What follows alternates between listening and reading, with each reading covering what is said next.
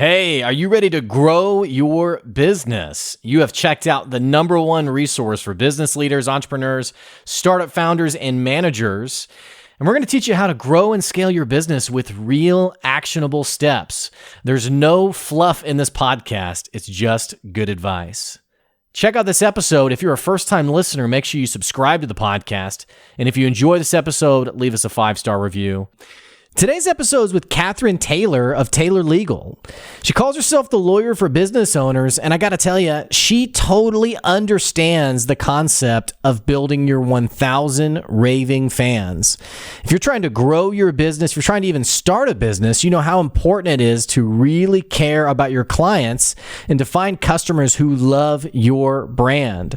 Katherine is so good at nurturing relationships and building her relationships with her clients. You're going to love this episode. It's packed with so many insights from Katherine, not just from a law perspective, but more importantly, how do you grow a business that people love? Stay tuned. Here comes your good advice.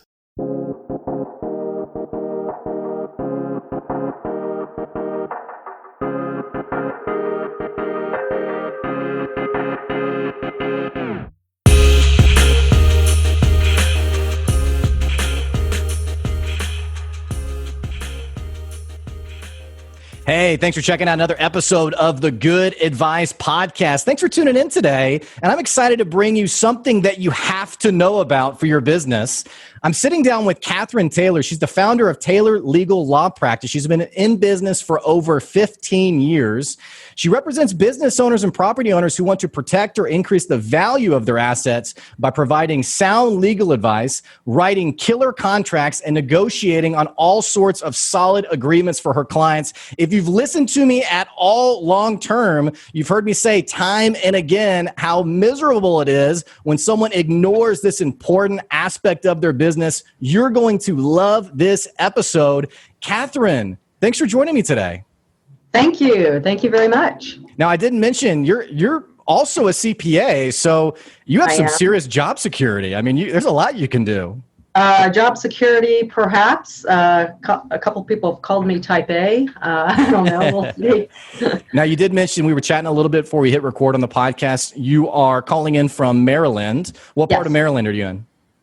I'm actually in a small town called Columbia, which is right between Baltimore and Washington. Okay, cool. So you have really a lot of options whenever you want to travel to the big city, or I guess you choose whichever one you want to go to or where you want to go for the weekend, or? Absolutely. I mean, I think we take it for granted being so close to both cities. It's a lot harder to get into DC than it is to Baltimore.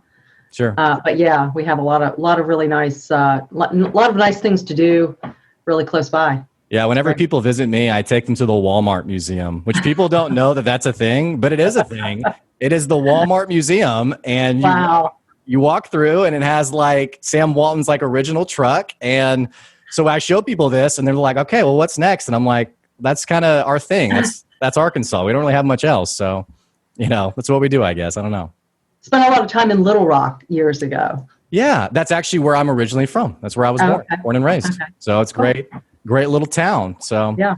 Well, I'm excited to have you on the show today. I really, man, I'm so energized around what you do for a living. And if I may, I'd love to just go ahead and jump into this.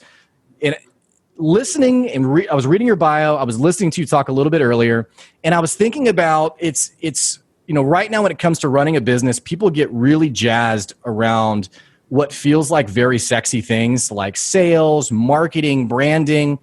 And I've seen many entrepreneurs, especially new entrepreneurs, who sort of just move past some of these other critical things for their business, like having a customer and having contracts, and having, as you put it in your bio, these really sound, solid agreements to protect you. So, like, perfect example, I'll be talking to someone who says, "Well, I have this client they haven't paid me. It's been months." And I say, "Okay, well, what's in your contract in terms of payment terms?"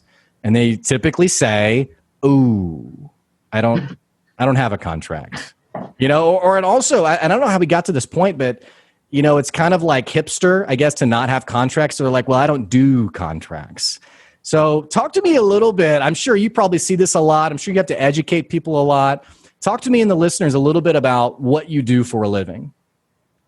All right. Well, first and foremost, I'm a lawyer, but I'm also a business owner. Before I started my own practice, I worked for a large law firm and basically did commercial litigation. Commercial litigation is essentially litigating contractual disputes. So that was a really good kind of basis for actually getting to the point where you're drafting contracts and advising clients as to what should or should not be in a contract. So most of my clients are small business owners, and I like to say that I represent small business owners as opposed to small businesses.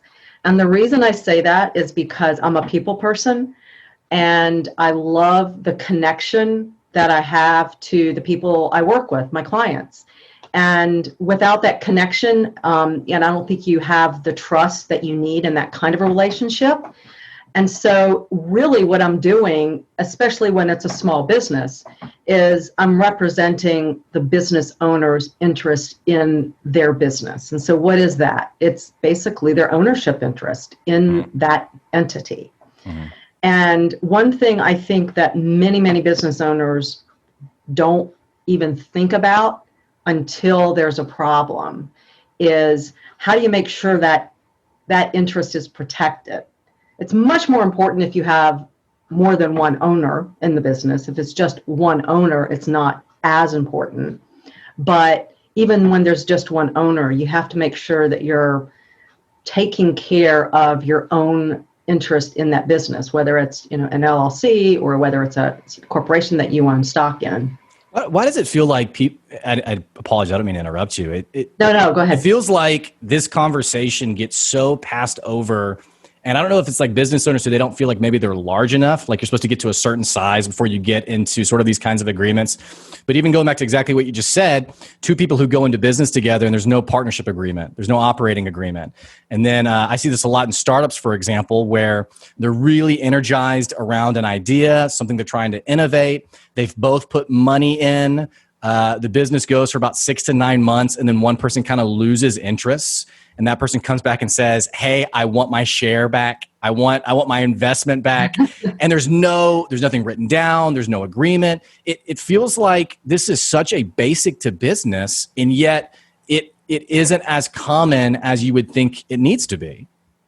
Well, I have a couple of theories about that. Number one, I think that I've certainly been in business and the practice of law long enough to be able to say, I use the term startup before startup was cool, and even the term entrepreneur, nowadays, when I say nowadays, the last 10, 15 years, the whole idea of a tech startup, of a startup is, yes, you're right. Let's grab this idea, run with it, run out and get some venture capital funding, go public, make $1 gazillion, when we sell our business. Right. But, 99.99% of the small businesses out there aren't like that. Right. And so, and absolutely, what some people fail to do is they do get caught up in the idea. And they also get caught up in the fact that they're very limited in the funds that they have, which is obviously an extremely important concern when you're starting a business, when you're bootstrapping your business. They don't really know what they need, and they don't know where to go. And so they just kind of start running the business and leave behind all that legal stuff and hope that they don't need it. And then a lot of times, because business owners are generally very energetic people, they're usually very creative, right? You don't decide to start a business if you don't have a lot of energy and ideas and creativity, and if you're not bright on some level, whether it's at academic or street level. So most business owners believe that they can do it themselves, especially if they don't have the money to afford it. So let's just take an example. If somebody comes to me and says, I need a detailed employment agreement to bring on a tech person, a computer programmer, and they want it to have certain amount of terms and obviously tailored to their situation. I give them a quote of, okay, and it's going to take several hours of my time.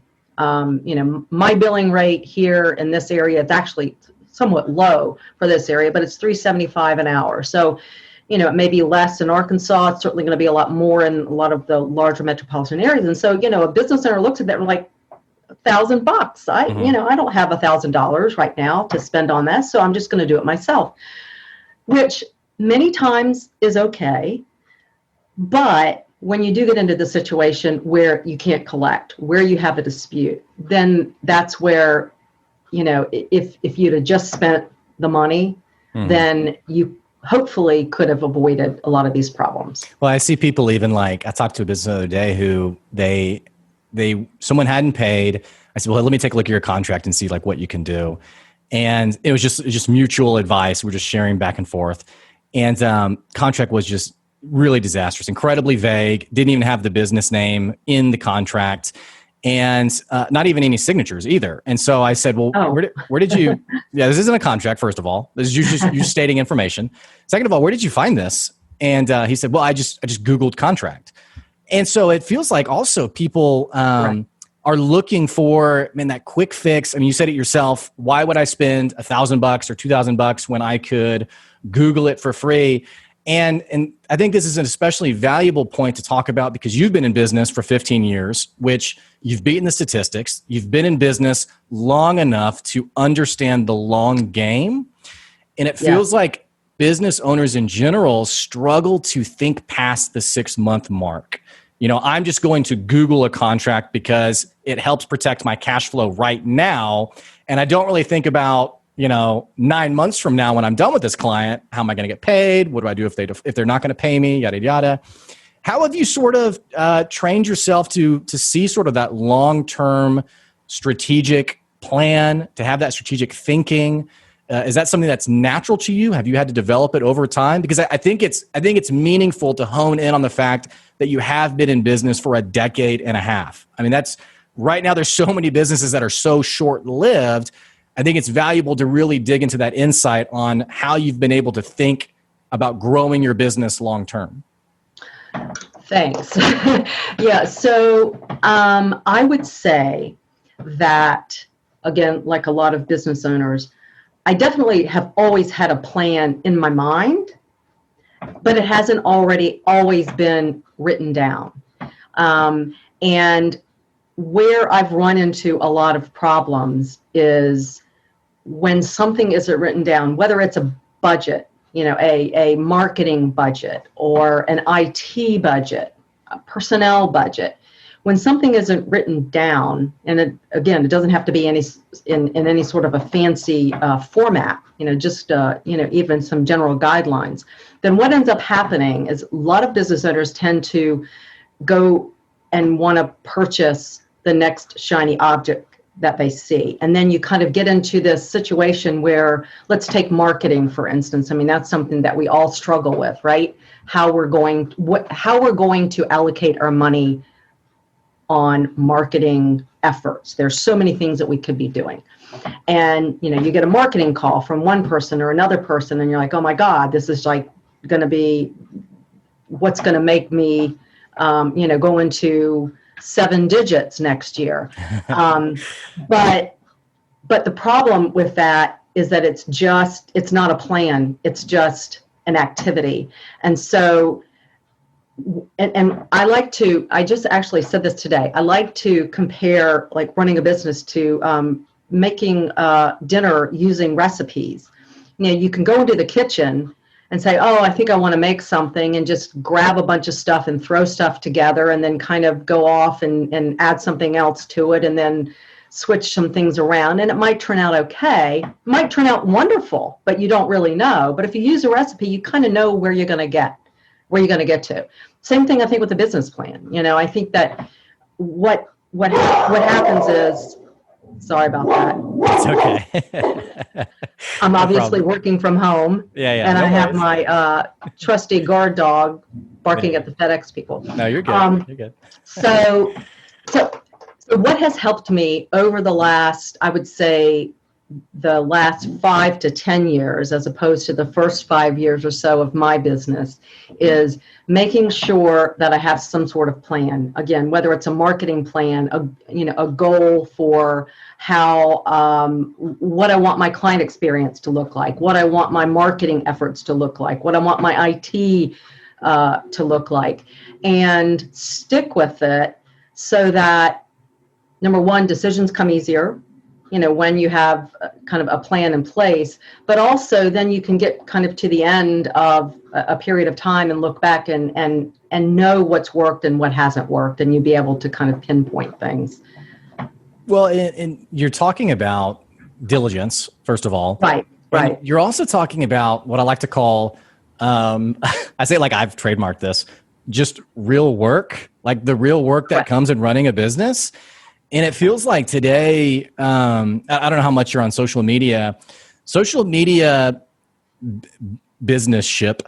When people talk about business, when they talk about marketing, it is presented in a very flippant almost, kind of like, oh, just send, if you just write this kind of email, you'll get more sales. Oh, if you just do this thing that's so easy. I think about like the old, I don't know if they still have this, but like the Staples easy button.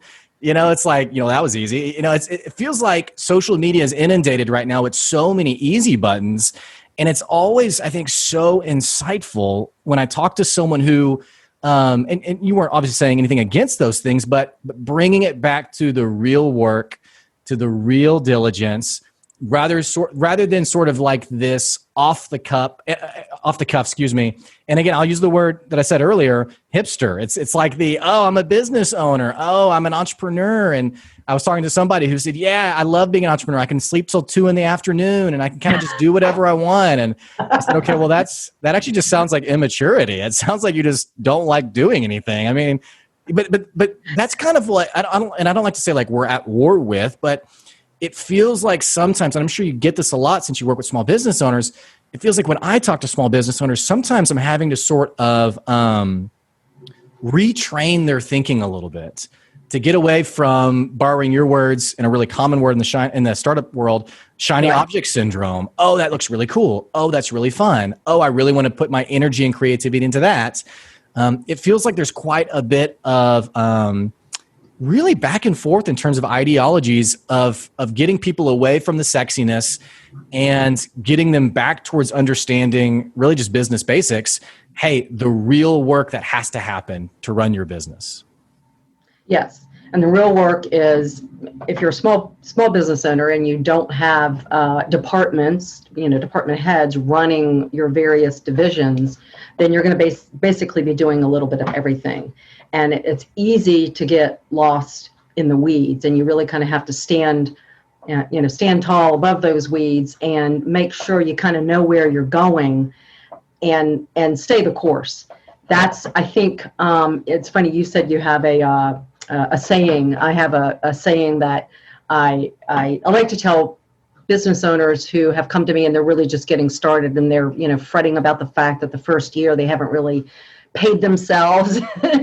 And I think a lot of business owners think that's so bizarre that they haven't paid themselves the first year. And I'm like, no, I think that's probably most business owners. Oh yeah.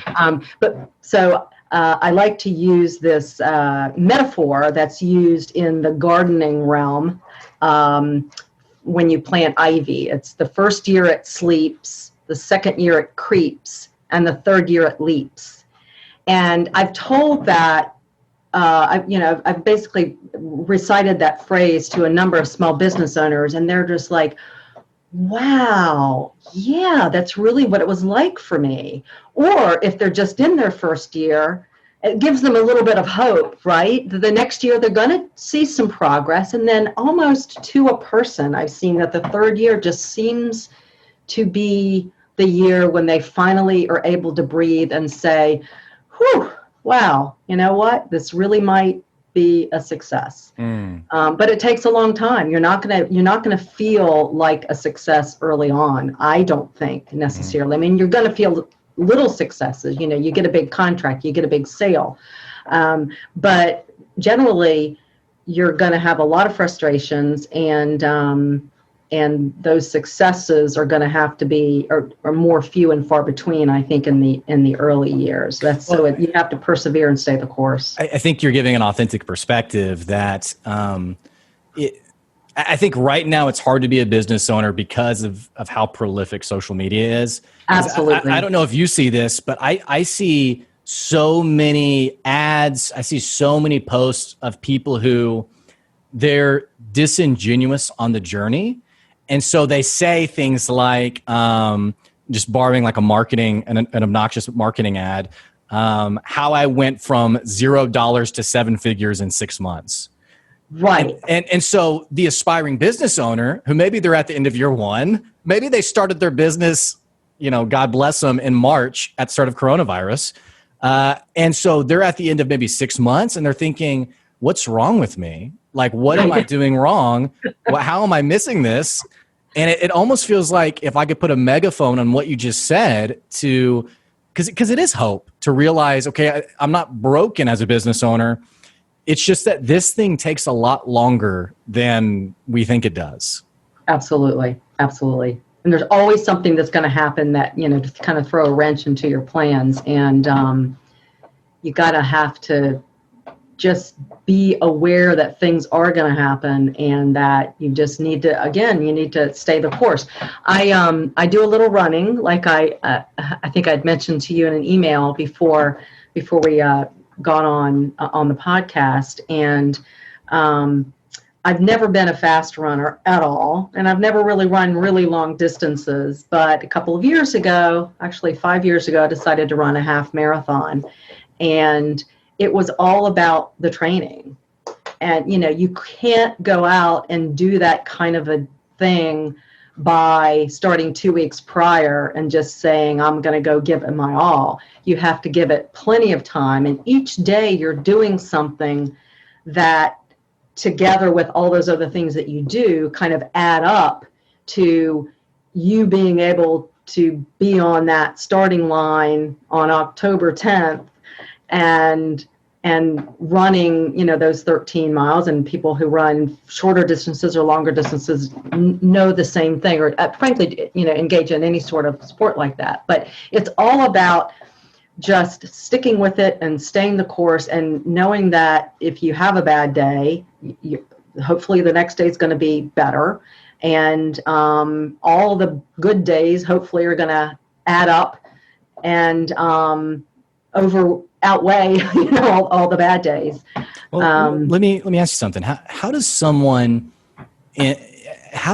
grow into that mindset? Because you're talking about, I mentioned the word diligence. You're also talking about perseverance. You're talking about stay the course, which it feels like it takes sort of like this appetite and this patience for where you want to go, especially on those really hard days, or frankly a hard month when you're looking at the P&L or the bank statement or what have you, and you're like, wow, I am broke. How does someone grow into that person who has the tenacity to stick with it and isn't so mesmerized by the social media story, the person who isn't lost in the weeds on, wow, I'm a business owner. This is so great. This is so amazing. Like, how does someone become that person if they're not today, where they can stay the course, they can dig their heels in and really be patient for the process?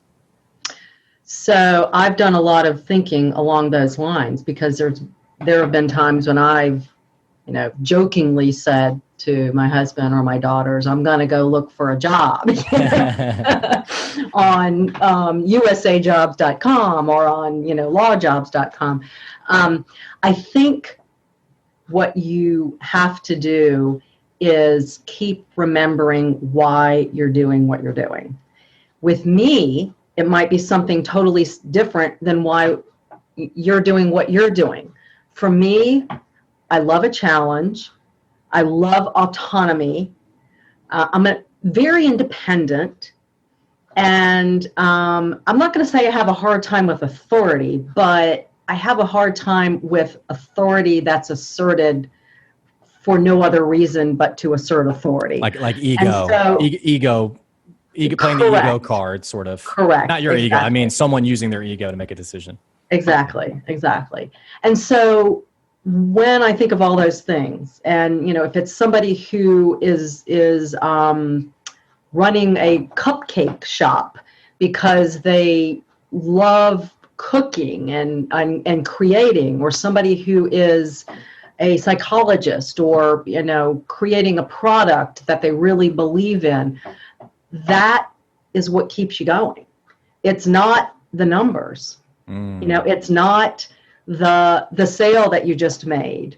It's that inner belief that you're doing what you really want to be doing. And some people call it passion, some people call it purpose. I don't really know that that's really what it is, but it's a lot of that. It's kind of all that put together.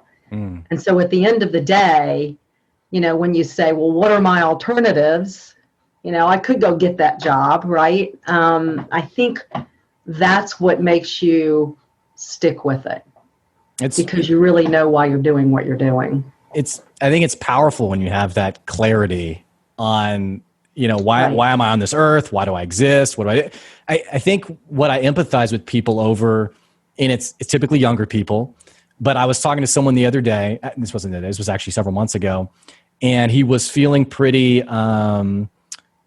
disillusioned with his job, like many people are actually right now during Absolutely. COVID. They're seeing how their bosses are maybe treating them or their value in the company, for better or worse. And so he was feeling particularly disillusioned in his job. And I said, what do you like to do? Like, what are you passionate about? And he said, I don't know. I have no idea. I don't know and I said, well, what are even your hobbies? He said, I don't even know. I don't know what I do. I just kind of work, and it feels like, which it's very sad to hear that, but it doesn't feel like that's totally uncommon. That when you talk about that burning, whether it's passion, purpose, whatever the word is, that thing that is so intrinsic to your identity, how did you figure out what that was for you? Because you're talking about it now so clearly, like I know these 1, 2, 3 about me. This is why I needed to go do this. How did you get to that point? Because I think that's a valuable insight for someone listening right now who's thinking, man, I don't know. and it could be any age. They could be 20, they could be 30, they could be 40 or 50. They could be at the end of a career still thinking, man, I don't know if I've ever really done what drives me. How did you get to that moment of clarity? Well, it didn't just happen overnight. So as I stated at the beginning, I worked for a number of years at a large law firm in Baltimore City, basically crazy hours. I realized that's not what I wanted in my life going forward. And even though I was on partner track and whatnot, I left to go work for local government. That was a great move at the time. It was a great lifestyle choice. But after about 10 years there in the legal office of the local government here in Howard County, I was really bored.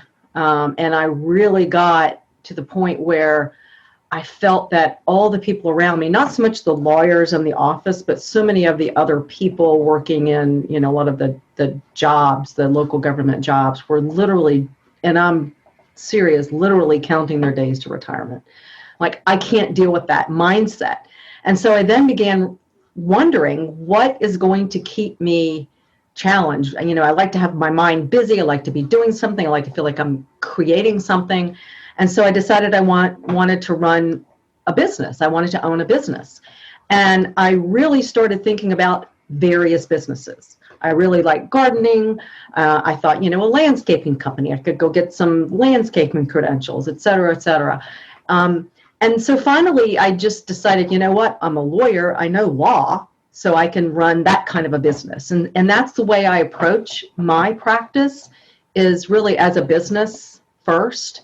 And maybe, I don't know, maybe that's what's kind of gotten me there, because I don't believe that my passion really lies in the law per se. I really think it's just in the challenge and kind of the excitement of creating something yourself and of always having something new to do. Yeah, you know what's interesting about what you're saying? It actually reminds me of a conversation I had with someone. This would have been like 2 years ago.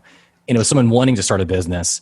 And they were like, well, I could do this, I could do this, I could do this. And I remember saying, it's really not the what that matters. It's the why. Like, why are you wanting to? The what, Absolutely. I mean, you can do 5 or 10 different things. And I'd totally forgotten about that conversation until right now as I'm listening to you. I love the value of what you're saying. You know, you could have done landscaping, you could have done law. I mean, there were a handful of options, but it was the why that drove Correct. you, not like Exactly. I just have to be in law.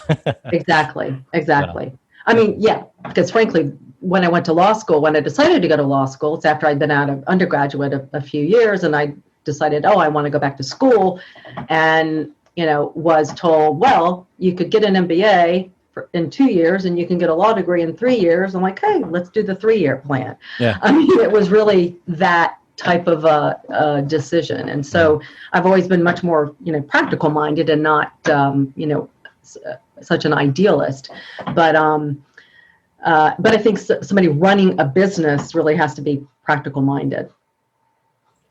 Yeah, and something else I like too about it, we're running out of time, so I want to make sure I get to one other thing that I wanted to bring up.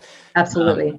Just as I'm listening to you, I think what I like about you as well is you're talking about sort of marrying the personal drive, the personal energy. What do I want out of life? With genuinely serving your customers well. And I'm tying those two things together because when I first was pointing out you've been in business for 15 years, you made the comment, I really believe, and obviously I'm not quoting perfectly, but really believe in the value of relationships. I really believe in serving my clients well.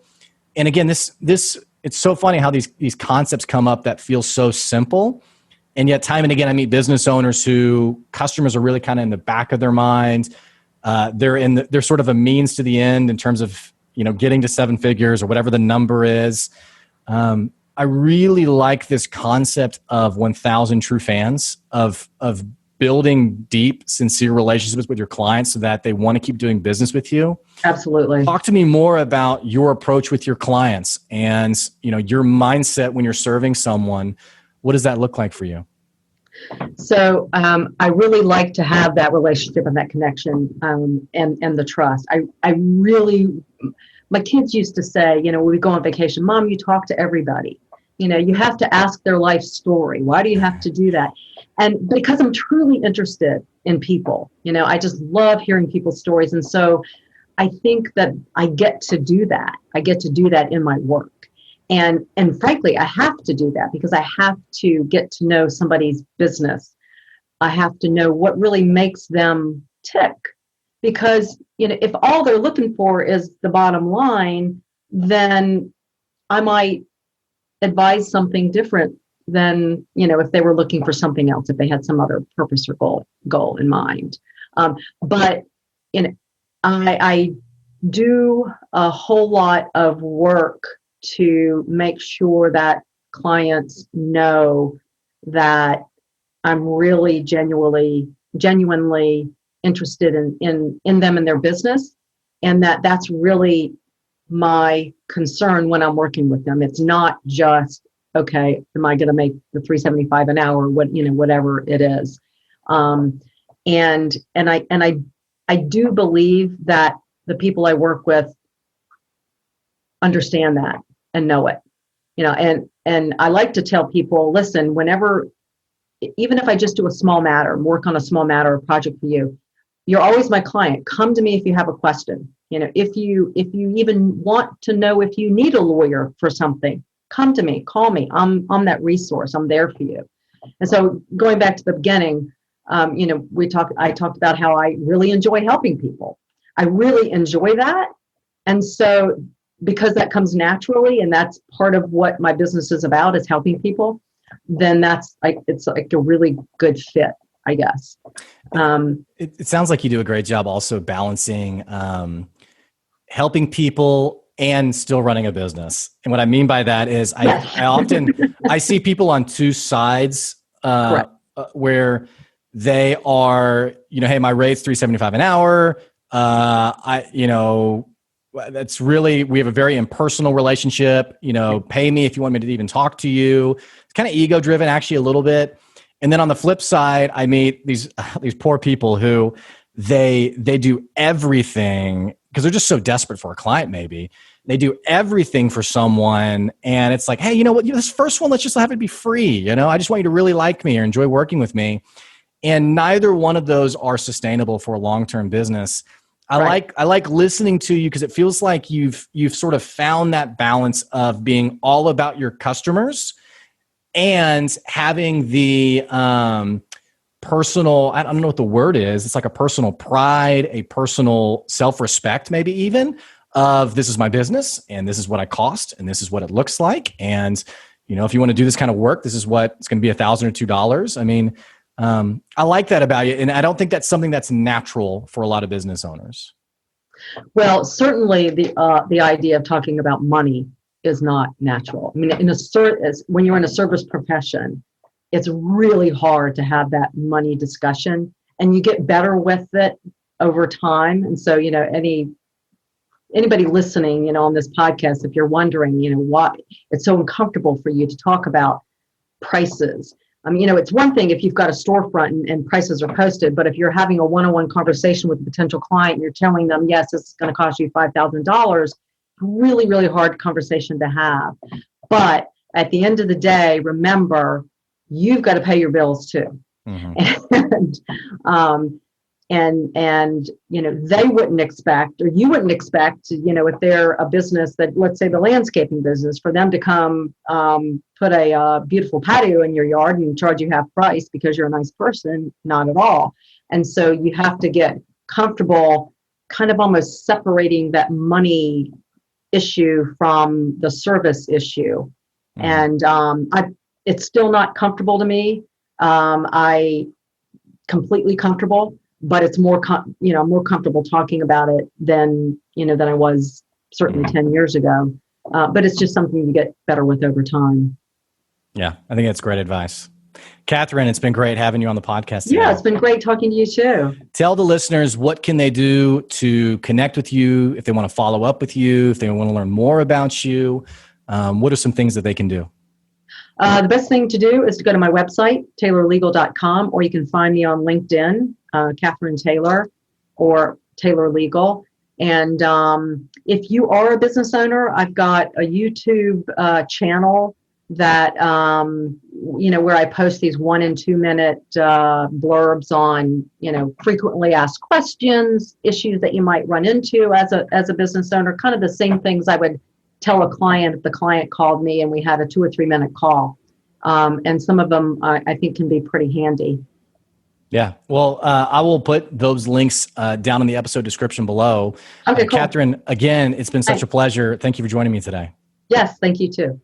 Hey, for the listeners, be sure, if you've never checked out the podcast before, what the heck you waiting on? Click that subscribe button so we can keep bringing you good advice wherever you are, wherever you're listening. Also, if you enjoyed this episode, definitely leave us a 5-star review. Really helps us to continue to get great traction on the podcast, again, so we can keep bringing good advice for our listeners. Hey, thanks for tuning in. Make sure you check out Katherine Taylor at Taylor Legal Law Practice and check her out on LinkedIn. Thanks for tuning in. We'll catch you later. See ya.